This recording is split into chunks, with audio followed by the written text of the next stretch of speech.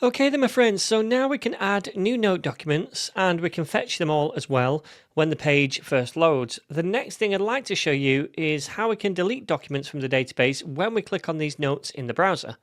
So just like with the other two database interactions, we'll be making an action to delete documents inside this note actions file. And then we'll be invoking that action from inside the note list component whenever a user clicks on a note. So then in the note actions file, let's export another async function. And this time we're going to call that function delete note. Now, as an argument to this function, I want to pass in the ID of the note that we want to delete so that Appwrite can find that document in the collection to delete it.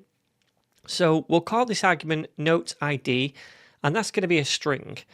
And that document ID, by the way, is going to be the one that Appwrite generated for us when we created new documents. Anyway, we're not going to explicitly return a value from this action, so we won't add the return type on, and then it's going to default to a promise that resolves to void. And we can see that if we hover over the function name.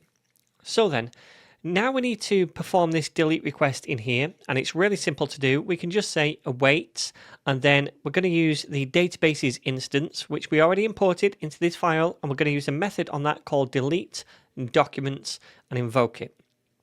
And this method takes in 3 arguments. The first is the database ID as a string, which in my case is just notes app. The second is the collection ID as a string, which is just notes. And the third is the ID of the document that we want to delete within that collection. And we accept that as an argument to this function, note ID. So we can just pass that in as the third argument right here. And that's pretty much it, my friends. Now when we invoke this action, it's going to go ahead and delete a document from the notes collection. So then if we go back to the note list component, you're going to see that when we output the list of notes, we do 2 things. First, we assign an ID attribute to each list item for each note, and the value of that is the ID of that note using the $ID property. Second, we attach a click event to each list item, which fires a handle delete function and passes in the ID of the note we clicked on as an argument. So then, inside that handle delete function, we accept that note ID, but we don't really do anything with it yet. Now, the first thing I'm going to do in here is paste in a tiny bit of code for stylistic purposes when we delete a note. And what this bit of code does is grab the element we clicked on by finding the element in the DOM using the getElementById method. And we just pass in the ID of the note because remember, we applied that ID attribute down here on the li tag. Once we have that element, we check it actually exists, and then we add a class to the element called crossed-out, and in the CSS file, that class adds a strike through to the note, so it looks like we're crossing it out.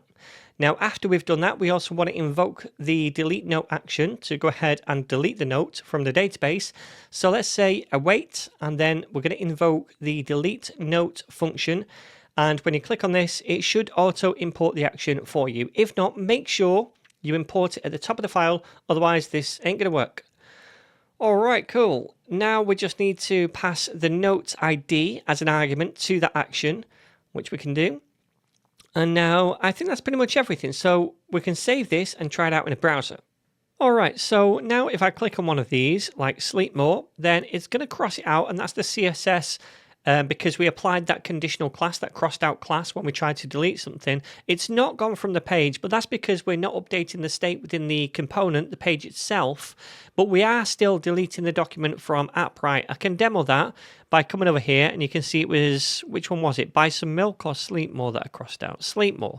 So this document right here, when I refresh, should be gone, which it is, and also when I refresh over here, then it should be gone as well. Because remember, when we first load the page, we fetch the documents from scratch, and since it doesn't exist over here anymore, then we're not fetching that document, we don't see it on the page anymore. So we are successfully deleting those documents now.